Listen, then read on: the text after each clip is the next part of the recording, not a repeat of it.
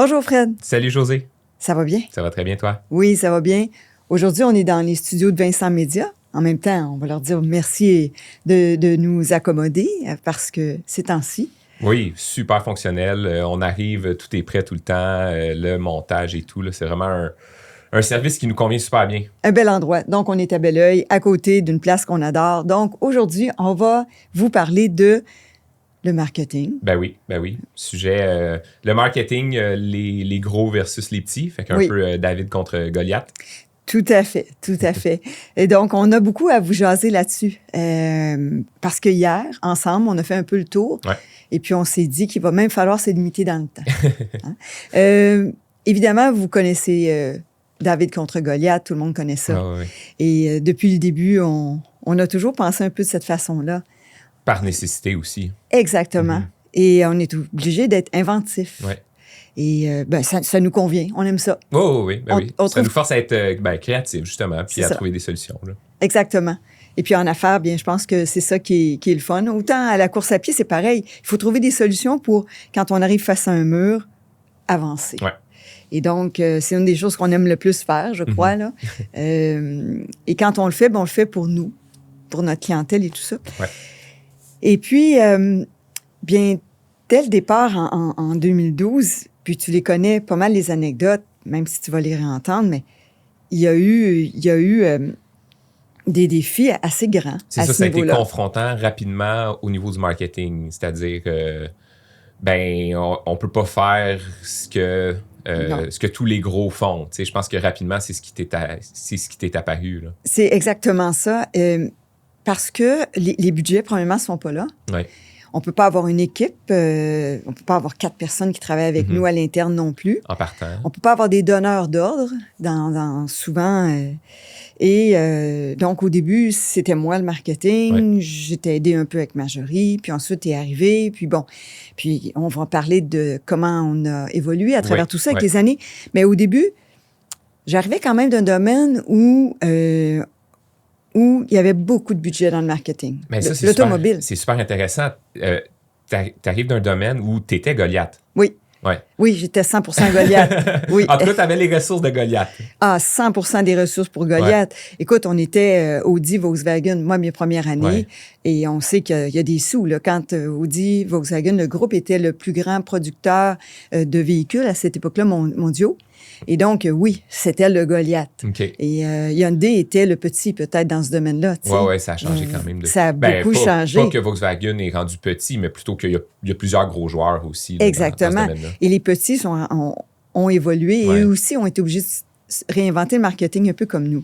OK. Mais je suis quand même arrivée en pensant que je pourrais utiliser les mêmes méthodes. Ouais. J'avais cette naïveté-là. OK, mais ça, c'est intéressant. Puis, qu'est-ce que tu entends par ces méthodes-là? Parce que tu l'as vécu un petit peu dans le domaine de l'automobile. Puis, tu sais, on a un peu ouvert la porte en disant que faut être créatif et tout. Ben, qu'est-ce qui était fait avant? Puis, qu'est-ce qui aurait été comme la norme, si on veut? Puis justement, pour amener un peu à la confrontation, puis là où ça s'est pas...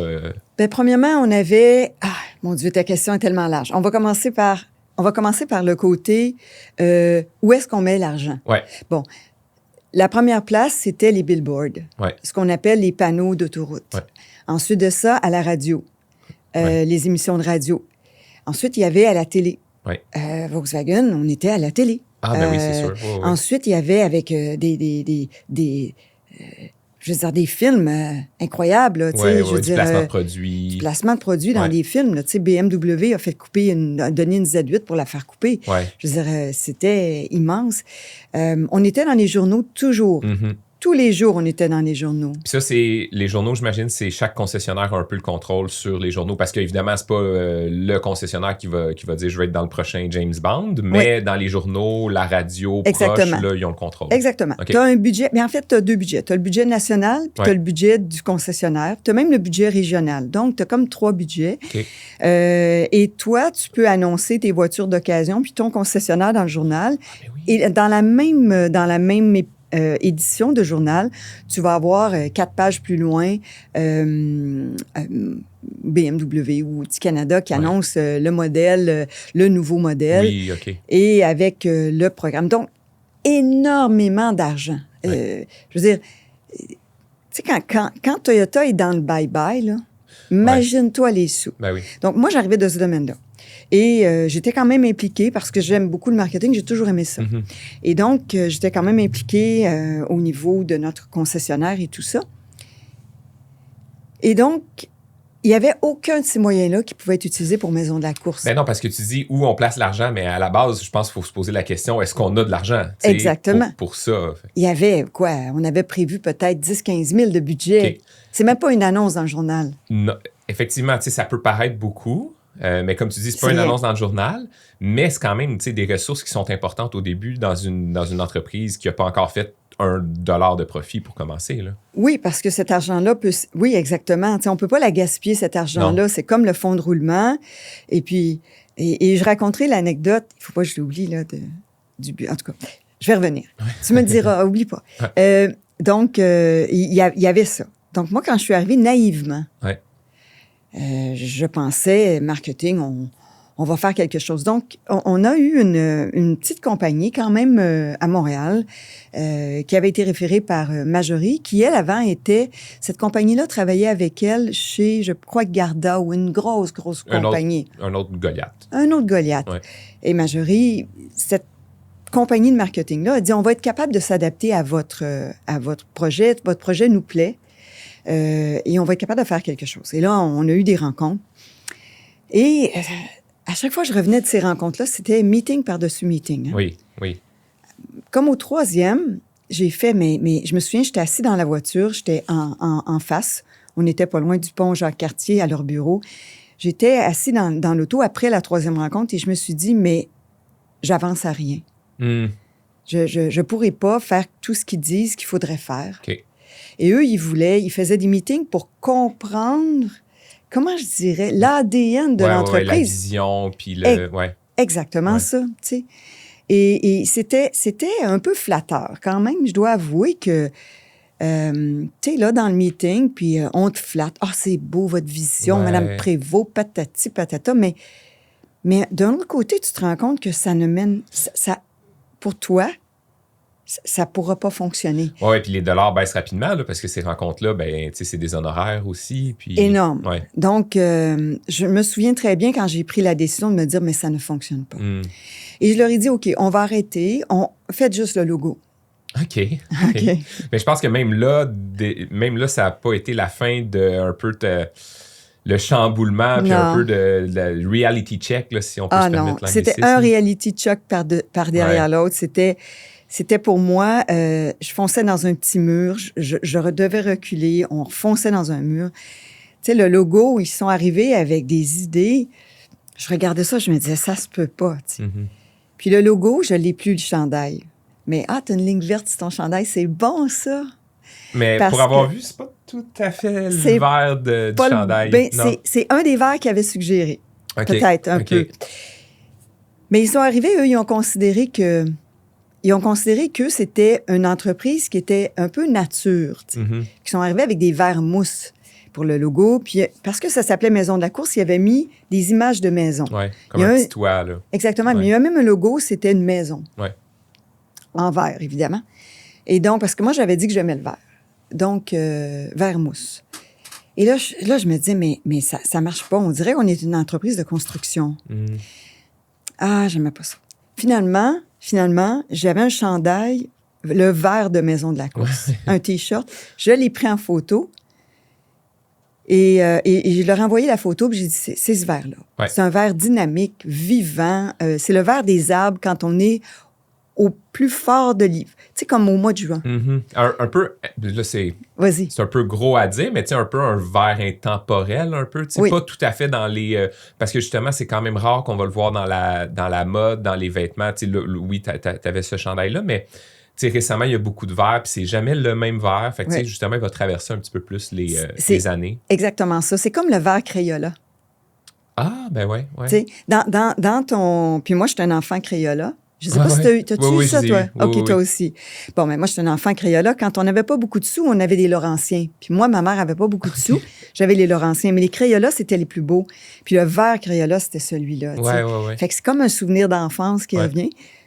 Puis j'aime ça, moi, me laisser influencer par la vie, tu sais, puis c'était le verre que j'aimais. Ouais. Donc, j'avais réussi à le trouver grâce à ce chandail-là. Donc, ça a commencé comme ça. Mais oui, il a fallu que je recule. Ouais. C'est dommage parce que j'aimais beaucoup ces gens-là. Et si j'avais eu beaucoup de budget, j'aurais continué avec eux. Évidemment, ils étaient super fins, ils voulaient de leur mieux. Ils ont vraiment fait tout ce qu'il fallait, mais j'étais obligée d'arrêter. Ouais. Et ça a été au début. Fait que ça a été un peu la première expérience avec une grosse boîte de conseils, là, puis d'orientation stratégique, Exactement. Création aussi de contenu. Même avant l'ouverture. Oui, c'est ça. Ben oui, parce que le logo, nécessairement, c'était avant. Ouais. C'est ça. Donc, 3-4 mois avant l'ouverture, j'ai dit, on ne peut pas continuer. OK. Donc là, on est autour de l'ouverture, puis il y a encore un peu de budget, j'imagine, qui reste. Qu'est-ce qui se passe à ce moment-là? Puis, parce qu'il est arrivé quelque chose aussi, là, à cette année-là, tu t'es ouvert un compte Facebook. Ah oui, c'est ça. Mais en fait, peux-tu croire qu'il restait presque plus de budget? L'asphalte nous avait coûté 100 000 de plus. OK, bon. Oui, fait que le budget, il y a plusieurs budgets qui sont dans l'asphalte. Quand vous venez à Maison de la Course, là, les fameux trous d'hommes, le budget marketing est un peu là-dedans. Il est dans le trou d'homme. Ouais. Fait que quand il pleut, là, c'est le marketing qui... ça s'en va là. Et donc, mais oui, je connaissais pas Facebook. Ouais. J'étais pas sur les réseaux sociaux. Et un vrai miracle, les réseaux sociaux, pour nous, ça a été... on a pu annoncer là-dedans et on a pu être présent là-dedans. Et comme c'était au début des réseaux sociaux quand même, faire de la publicité n'était pas compliqué là-dessus, ça coûtait presque rien. Et le reach, comment on appellerait ça? La portée était très, très large quand même. Maintenant, c'est plus difficile. Hein? Ça a beaucoup changé. En fait, pour chaque dollar investi avant, il y avait plus de portée, tout aussi simple que ça. Là. Puis au moins, aussi, c'était moins diffus. Il y avait moins de plateformes. Fait que c'était quand même plus... il y avait Facebook qui était vraiment le principal. Puis après ça, chaque dollar qu'on mettait, les gens étaient principalement tous sur Facebook pour ceux qui étaient sur les réseaux sociaux. Là. En fait, il y avait... En 2012. Il n'y avait pas Instagram, ça c'est sûr. Non. Il n'y avait pas Twitter, je crois pas. Mais sinon, au début, c'était une plateforme juste de journalisme, dans le fond. Là. Puis, il y avait que Facebook. Ouais.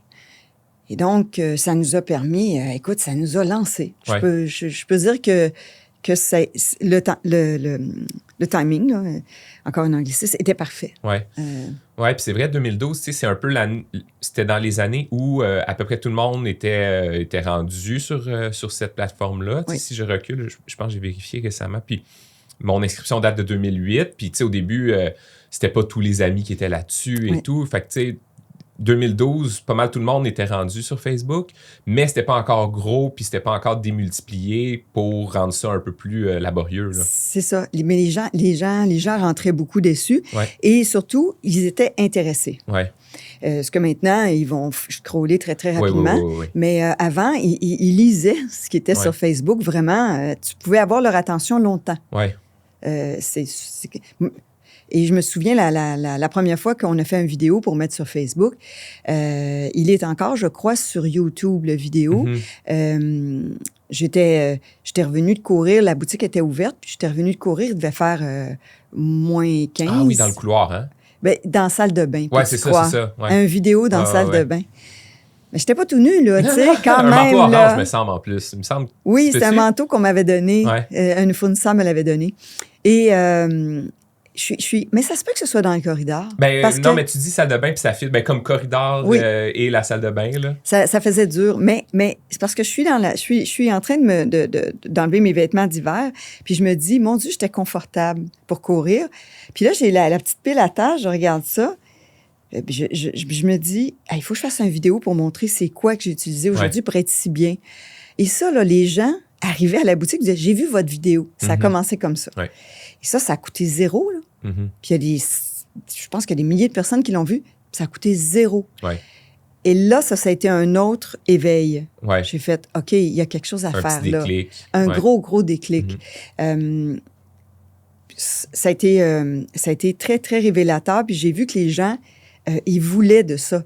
Ouais. Donc, ils voulaient de l'authenticité parce que, écoute, j'avais les cheveux tout croche, j'avais eu ma tuque à moins 10, tu reviens avec ta tuque, j'avais les joues rouges, le nez blanc, tu sais, je veux dire.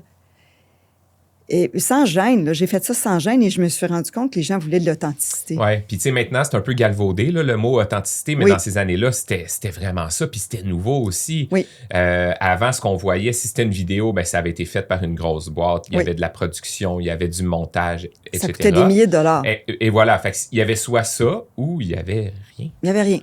Fait que, Il fallait que tu sois parfait si tu étais devant un écran. Ouais. C'était ça à l'époque. mhm. Et moi, je suis pas très... je m'en fous un peu, là. On n'est pas parfait dans la vie. Et j'ai adoré ça. Puis ça a été le début d'une belle aventure. Franchement, ça, Ouais. je pense que c'est à partir de ce moment-là qu'on a trouvé notre voie. Puis après ça, même les employés ont embarqué dans les vidéos. On a fait des vidéos avec les employés, puis ils ont embarqué. Ouais. Puis là, vraiment, on a eu du fun. À partir de là, ça a changé des choses. Qu'est-ce qui... écoute, à un moment donné, on s'est aperçu aussi qu'il fallait donner aux clients. Ouais. Ça, c'est un article que j'avais lu en quelque part, ou quelque chose que j'avais vu. Il disait « donner ». J'ai dit « Ah oui ». On a commencé à faire des vidéos sur...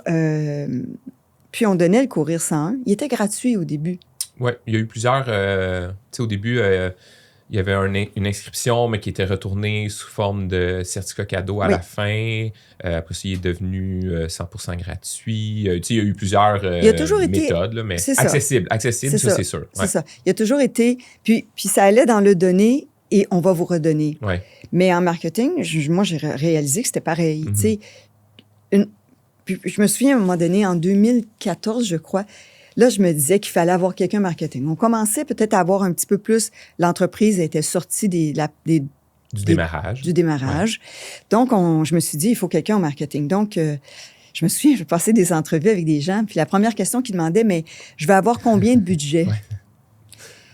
Et je suis encore tombée en bas de ma chaise. J'ai fait, ah ouais, c'est vrai, il faudrait que je leur donne un budget. Et finalement...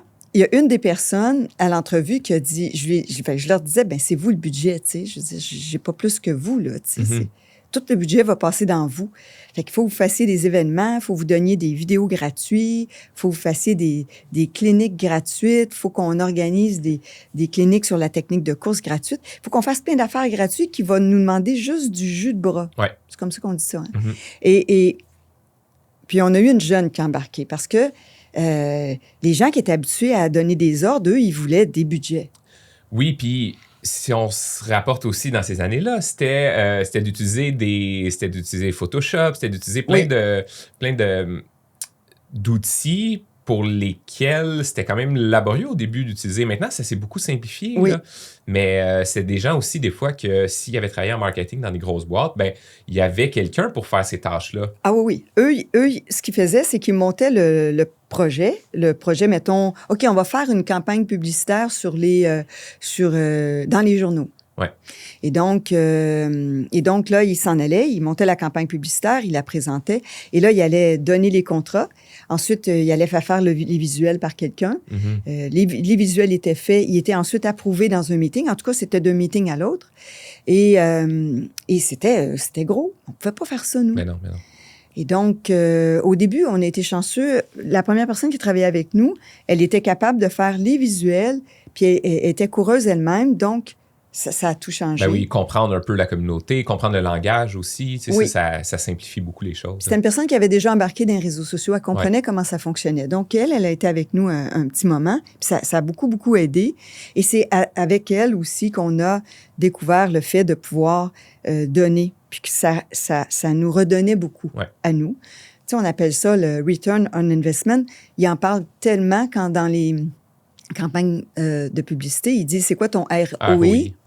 Mais moi, je ne pouvais pas le calculer. Sur Facebook, on ne le calculait pas. Mais on le voyait. Nous, le ROI, c'est... Puis tu le sais, Fred, tu es là tout le temps. C'est la personne qui rentre, qui dit, j'ai vu votre vidéo. J'ai couru avec vous dans le club de course Les Pas Pressés. J'ai commencé à courir avec vous. Puis là, je viens de m'équiper. C'est ça, notre ROI. Et là, donc maintenant, ça a tellement changé. Tu sais, je ne veux pas sauter 12 ans, mais c'est comme ça que ça a commencé. Ben oui. Puis, on a eu aussi, par après, parce qu'on dirait que la mémoire est une faculté qui oublie. Ah, surtout Puis, la mienne. Hein? ben, on arrive à une autre anecdote parce que est arrivé un moment où, puis là, à ce moment-là, on avait 3 boutiques parce qu'on avait Sainte-Thérèse, puis Griffintown, qui était la boutique qui était ouverte. Puis, on a eu un lien avec une autre grosse boîte. Ah, Puis là, oui. on est rendu 2017. Fait que là, déjà, l'expérience de 2011-2012 avant l'ouverture, Je l'avais oublié. ça faisait un petit bout. Puis, en fait, un des propriétaires de cette grosse boîte-là, une grosse boîte. Là, Grosse boîte à Montréal. Ouais, qui font de la publicité pour des grosses compagnies, là, tu sais, qui arrive et qui dit hey, je tripe sur votre projet, la boutique à Griffintown, c'est le fun, je suis coureur, j'aimerais ça faire un échange de bons procédés. À celle-là, il faut que vous écoutiez ça. Là. Ouais. Ça vaut à peine. Donc là, échange de bons procédés. Vous pourriez venir, moi j'aimerais ça commencer un club de course dans l'entreprise. Vous pourriez venir donner des trucs, des conseils, faire des ateliers avec l'équipe.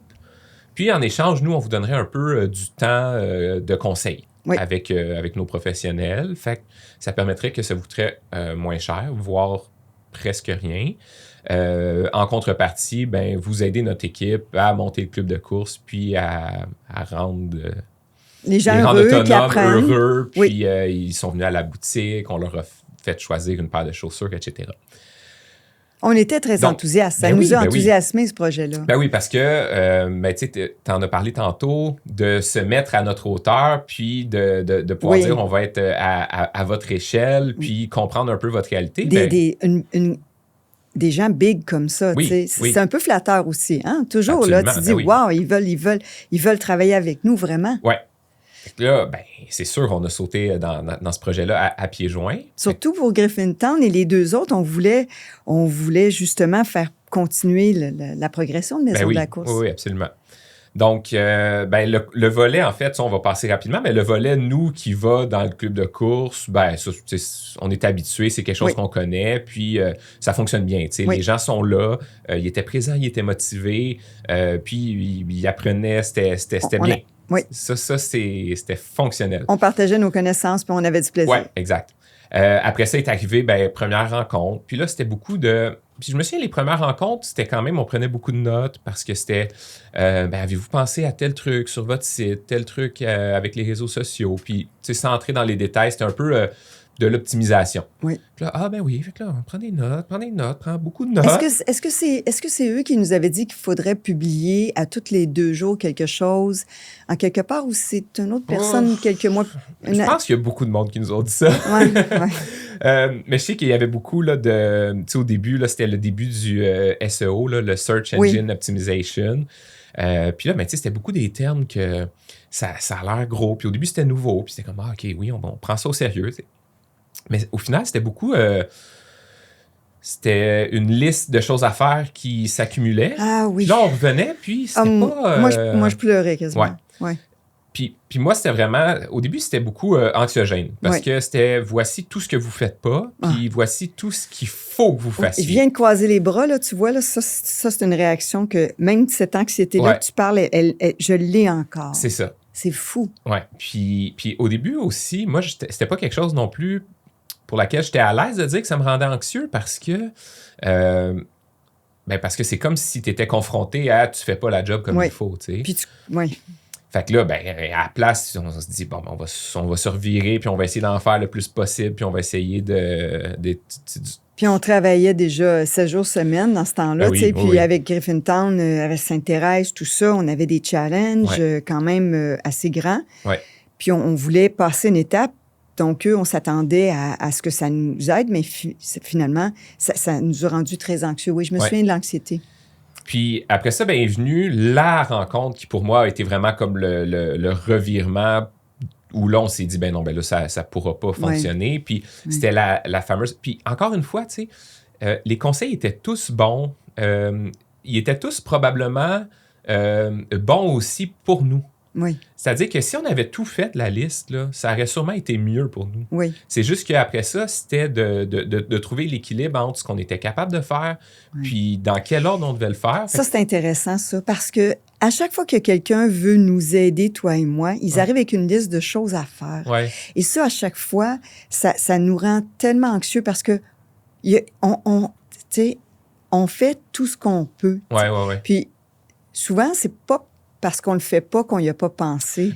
Exactement. Ça, Des fois, c'est aussi de prioriser. Ben, en ce moment, on sait qu'on pourrait faire ça, mais on a décidé de faire ça. On a 2 pour pages l'instant. là, de ça, Ouais. ça Ouais. qui pourrait être fait. C'est ça.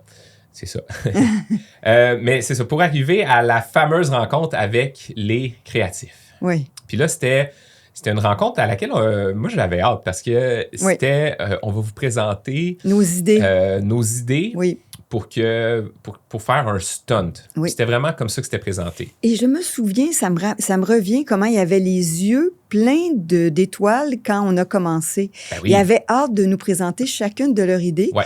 Et nous, je me souviens de ça. Il faut vous écouter ça. Oui. Puis la personne qui avait monté le plan de cette matinée-là, en fait, c'était un coureur. Fait encore une fois, c'était quelqu'un de motivé, Il nous aimait. qui était content de travailler sur notre dossier. Pour nous, c'était super motivant. Là. C'est une personne qui est là puis qui a envie. Là. Il n'est pas en train de vendre des balais. Là. Il vend quelque chose qu'il aime. Il trippe. Puis, je me souviens de deux scénarios, parce que c'était comme sous forme de scénario qui avait été présenté.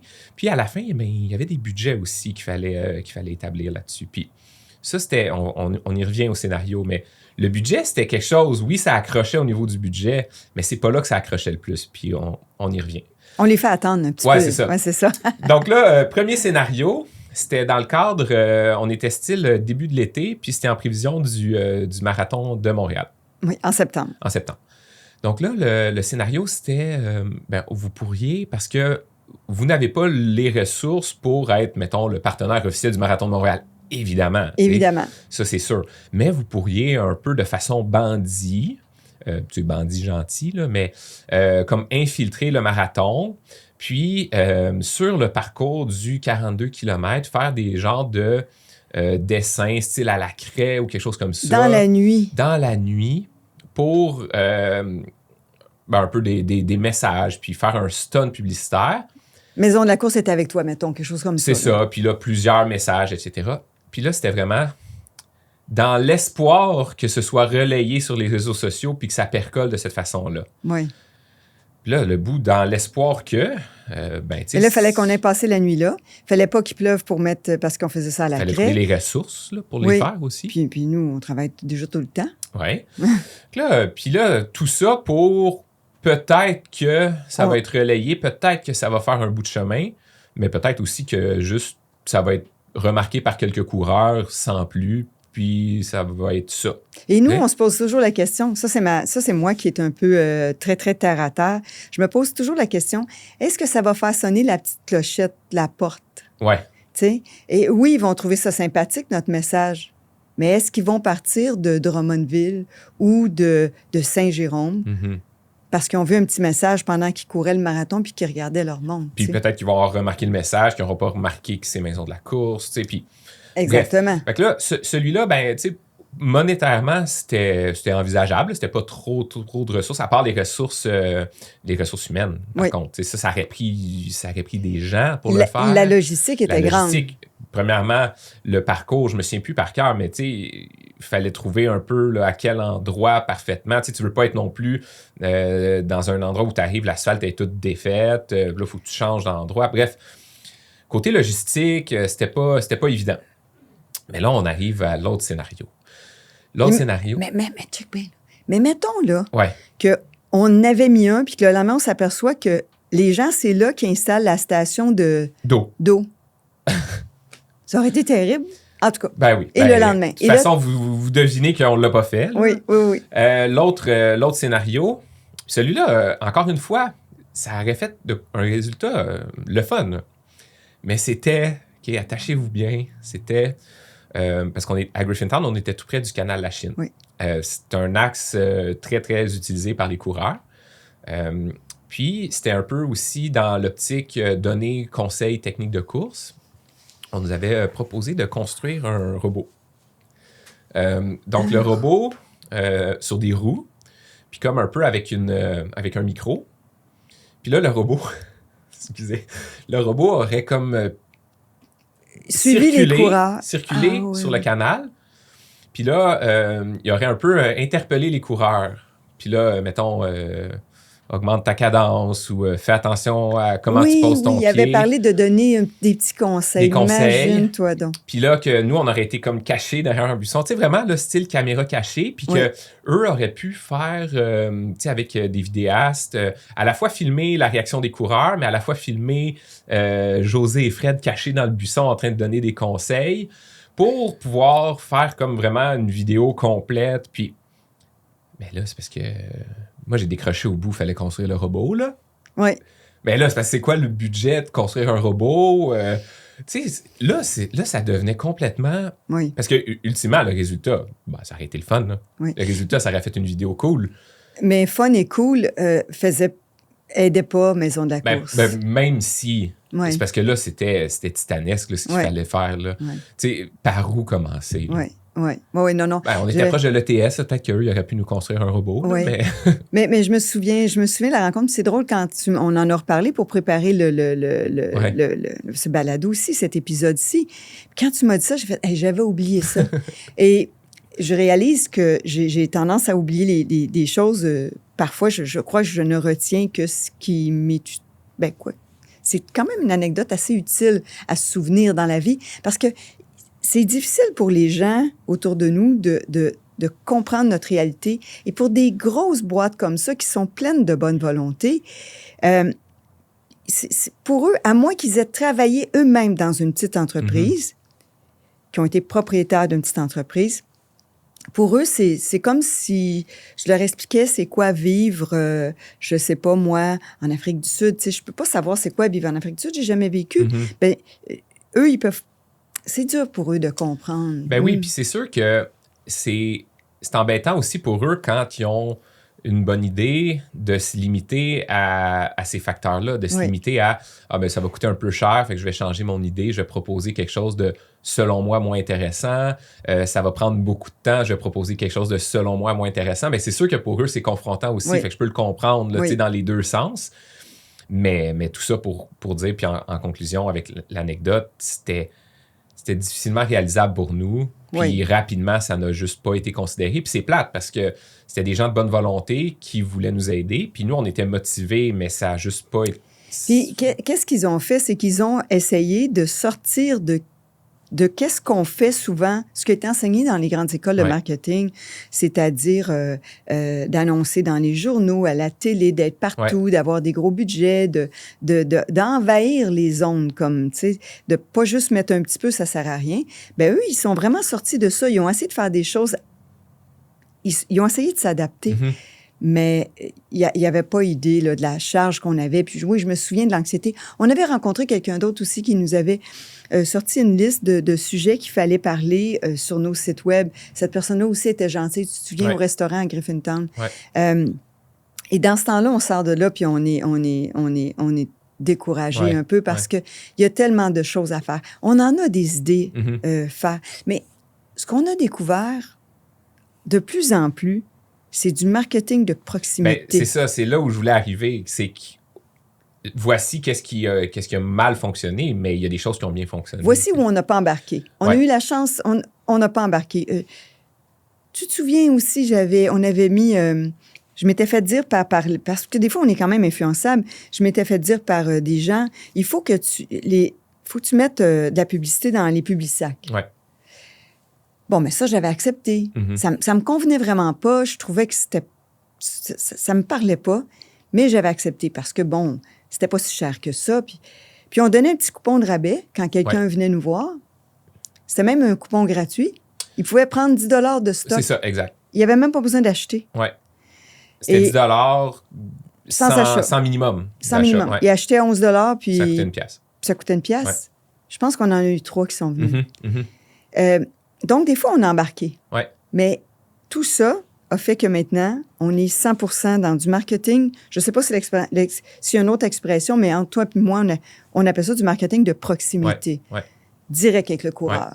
Ce qui avec les gens. ce qui implique les employés. Oui. Parce que les employés sont le nerf de la guerre pour nous. Sont nos ambassadeurs Ben oui. à 100%. Ouais. Ouais. Je trouve toujours ça dommage qu'on considère... OK, je vais donner un exemple d'une méga entreprise Mhm. qui s'appelle, mettons, Rona ou Home Depot ou n'importe quelle des grosses quincailleries. Il y a de Ouais. la publicité immense. Ouais. Et quand tu arrives là-bas, il n'y a personne dans les Mhm. corridors. Mhm. Il est où votre ambassadeur? Ouais. Il y a personne, je cherche dans le corridor, je suis obligée de faire appeler quelqu'un. Ouais. Et la personne qui arrive, ben si je suis chanceuse, elle a de l'expérience, puis elle va pouvoir me répondre. C'est ça, votre ambassadeur. Ben nous, ça, on l'a compris à 100%. Ouais. Notre équipe, c'est comme... C'est notre richesse. Mhm. Et c'est la richesse des gens aussi, notre équipe. T'sais. Ben oui. Ça, c'est 100% en contact avec eux, nos gens, l'équipe de vente. Ailleurs, on appellerait ça l'équipe de vente. Donc, le marketing ne parle pas à l'équipe de vente. Dans les grandes... vois-tu, dans l'automobile et dans d'autres domaines, tu as la gang de marketing qui ne parle jamais aux vendeurs. Ouais. Ça ne se parle pas, ce monde-là. Les vendeurs, c'est du monde, ils sont vendeurs parce qu'ils n'ont rien d'autre à faire dans la vie. C'est pas vrai. Puis la gang de marketing, eux, ils considèrent qu'ils ont la science infuse. Et donc, mais il faut... Ton équipe sur le plancher, c'est eux qui ont, selon moi, c'est eux qui ont la vérité. Ben oui.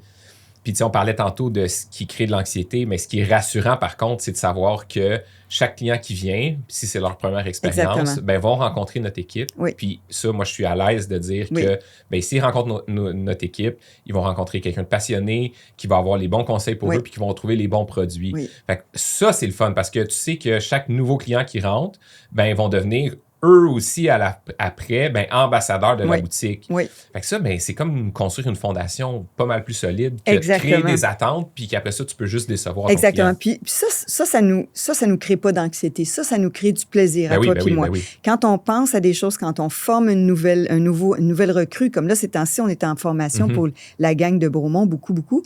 Donc, quand on forme une nouvelle équipe, on leur explique nos principes, comment... Quand le client arrive, comment l'écouter. Mais ça, c'est du marketing, ça. Ce n'est pas de la vente. Chez nous, quelqu'un qui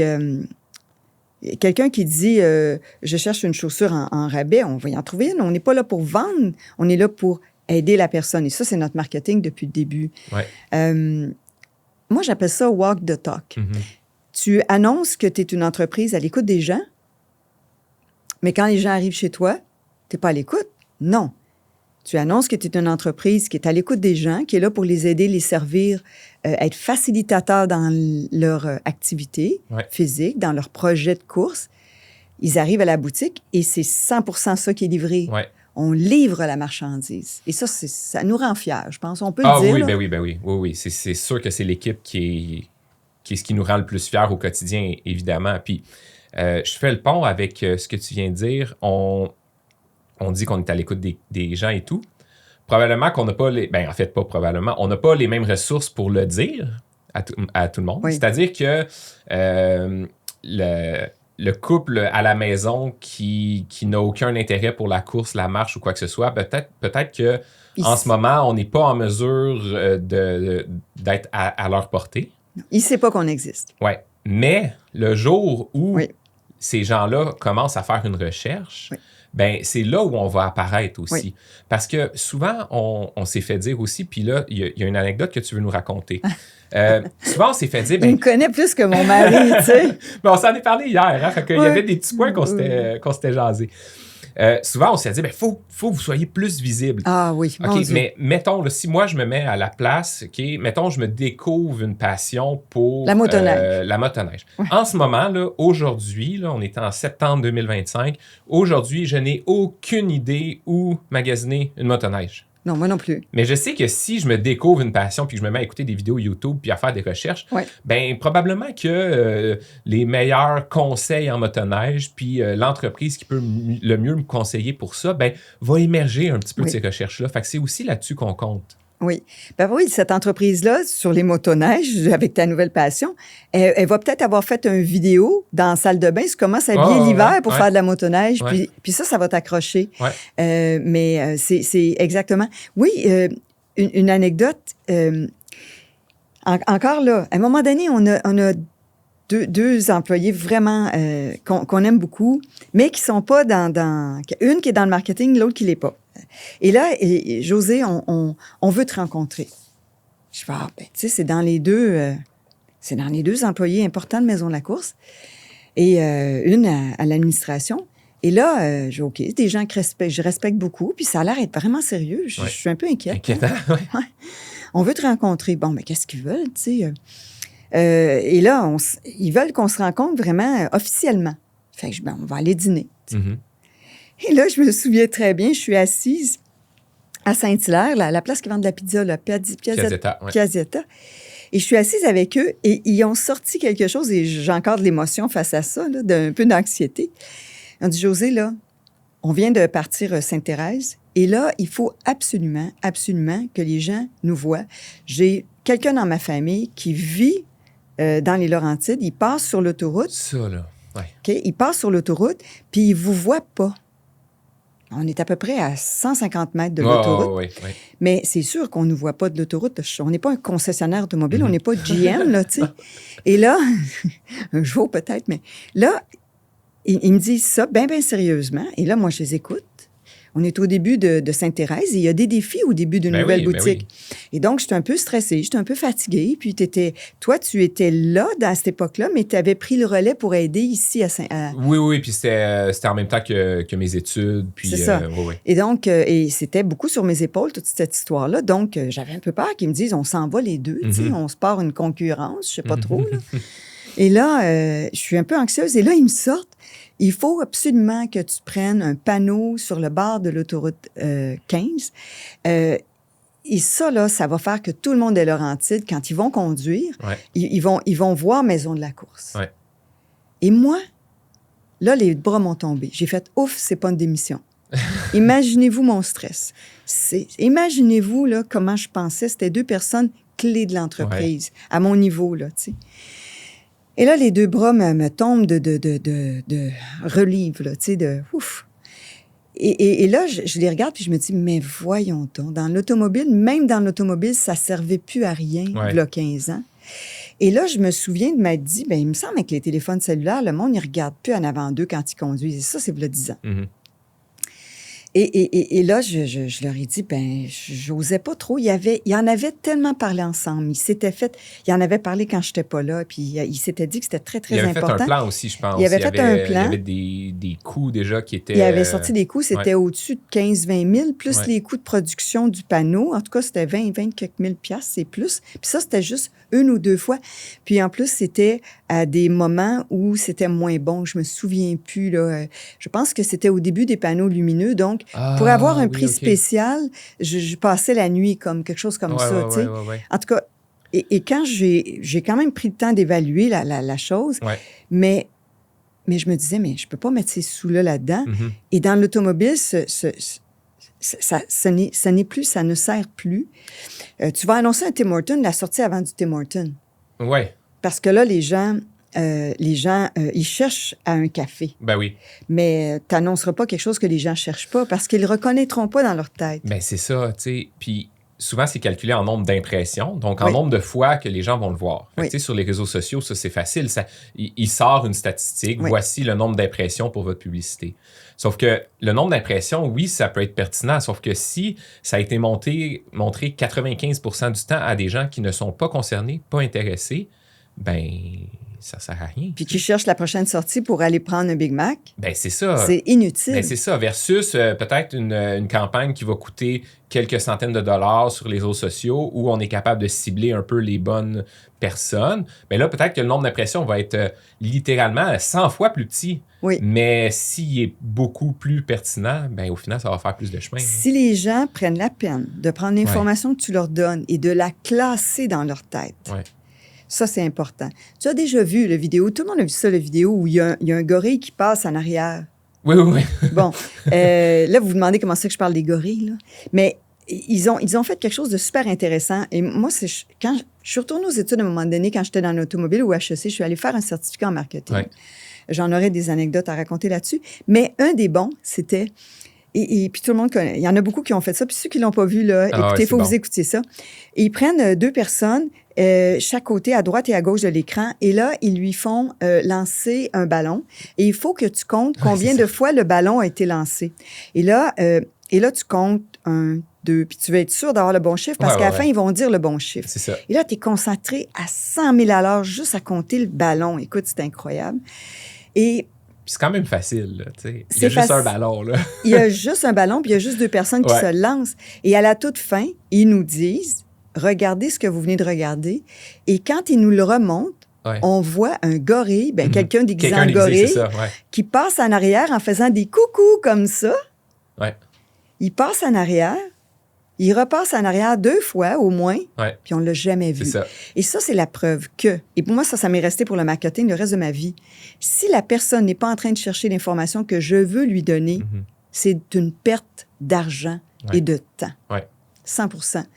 C'est pour ça, nous, maintenant, toi et moi, on en fait énormément de marketing. On fait du marketing de proximité. Oui. Ben oui, puis à chaque fois qu'on a un peu des budgets à sortir pour ça. Du temps, parce que nous, notre budget, c'est souvent notre temps. Oui. Puis à la fin, là, tu sais, puis c'est drôle, hein, parce que je fais le lien aussi avec l'aménagement de la boutique, puis vous irez consulter je pense, les derniers ou l'avant-dernier épisode, là. Pour l'aménagement, on se disait tout le temps, on retourne un peu à minimaliste puis le plus simple possible dans le doute. Dans le marketing, c'est un peu, OK, cette initiative-là, est-ce que ça va nous faire vendre plus de chaussures? Parce qu'à la fin, c'est aussi ce qui nous fait vivre, tu sais. C'est parce que c'est notre oxygène. Une entreprise, sinon, on n'est plus là, tu sais. Une entreprise, c'est ses clients. Ben oui. Fait que là, pour une affiche publicitaire de 25 000 là, ça fait beaucoup de paires de chaussures, là. On sent... ça a été un moment difficile, des choses comme ça. Je pense qu'on n'aurait pas passé à travers. Tu sais. En plus, ça aurait été d'un découragement total. Mais une des choses, c'est que j'ai la chance de faire beaucoup confiance à mon... je pense que ça vient d'une enfance où je n'avais pas de parents. En tout cas, il y a des gens qui le savent, là, mais je fais beaucoup confiance, et toi aussi, tu es comme ça, là, mais de faire confiance à ton jugement interne. Tu as ton petit barème en dedans qui tourne, puis quand quelqu'un te dit quelque chose, tu l'évalues comme il faut, tu ne l'achètes pas d'emblée. Ça ne veut pas dire de ne pas faire confiance aux gens, ça veut juste dire de le réévaluer, de prendre le temps d'y penser. Oui, puis si on n'est pas confortable avec, il y a peut-être une raison. Ça ne veut pas dire que c'est pas un bon projet, mais juste de trouver la raison. Peut-être que c'est pas le bon moment, peut-être qu'il faut juste le modifier un tout petit peu jusqu'à temps qu'on soit comme confortable avec. Puis peut-être que pour nous, c'est un bon projet, mais pour nous, ça ne ferait pas la job. Et donc, notre fameux marketing de proximité est aussi de facilitateur. Ce qu'on aime, nous, c'est faciliter la vie des gens. Ça me vient encore de l'automobile. Les gens arrivaient perdus. Qu'est-ce que je veux acheter? Il y a 28 modèles de BM. Je rêve d'une BM depuis que je suis jeune. On avait 28 modèles. Puis là, ils rentraient dans le concessionnaire tout perdu. Nous, notre façon de faire, c'était de dire, attendez, là, vous aviez avant une Acura, 2 portes. Et si vous regardiez la petite coupée 320, 325, c'est nous qui facilitait. Et on est dans ça souvent, nous, à la boutique. Ils viennent pour la nutrition. On les aide, on les laisse pas remplir puis s'en aller, puis pas savoir qu'est-ce qu'il faut qu'ils fassent avec ça. Et donc, je dirais que c'est on aime enseigner, on aime aider, on aime faire faciliter les choix des gens. Puis notre équipe fait ça aussi beaucoup. Et ça nous amène un petit peu à quelque chose qu'on a fait. C'est ça, t'ouvres la porte. Là. Oui, j'ouvre la porte. T'ouvres la porte, en fait. Pour une fois que c'est moi qui pense à ouvrir la porte, là, tu sais. Parce que il y a un des aspects du marketing plutôt, qui est primordial pour Maison de la course, puis on n'en a pas parlé. On n'a rien dit encore. C'était un peu volontaire parce qu'on va reculer à la genèse de ça dans le prochain épisode, en fait. Je pense que tu peux dire un peu c'est quoi le prochain épisode, on veut vous parler de la fameuse COVID. Mais on veut vous parler de comment ça nous a aidés en quelque part. Les apprentissages. Et qu'est-ce qu'on a fait de très, très différent qui nous a aidés et qui a aidé beaucoup les gens. C'est ça. Puis ça part quand on était assis les deux sur le pont de Belleuil dans la voiture. Tu peux le nommer au moins c'est quoi le sujet, parce que ça sera pas tout le sujet là, du prochain épisode, mais ça va quand même être une bonne partie. Oui, ça va être le Courir 101 qui était gratuit, qui est parti comme ça, encore là dans un petit lieu tout croche, mais ça a été... ça venait du fait qu'on aime enseigner puis aider les gens à courir puis à être heureux. Je pense que on est chanceux. Tu sais, en quelque part, je dois dire ça. On est chanceux parce qu'on est dans une entreprise qui... Puis hier, j'étais chez Parox, on avait une soirée, puis il disait, nous, on aime les entrepreneurs à faire des beaux projets. Ben nous, on aime les coureurs à réaliser leurs beaux projets. Ouais. Et Courir 101 puis la COVID nous a permis d'aller beaucoup plus loin dans cette avenue-là. Mm-hmm. Ça nous a ouvert des portes, c'est fou. Ouais. C'est un défi qui nous a ouvert les portes. Et le prochain épisode, on vous parle de tous les défis de la COVID, mais aussi de comment ça nous a permis de se rapprocher de vous, même quand vous êtes loin de nous. Ah, c'est bon, ça. Ouais. Suivez-nous dans 2 semaines pour le prochain épisode. À bientôt. À bientôt.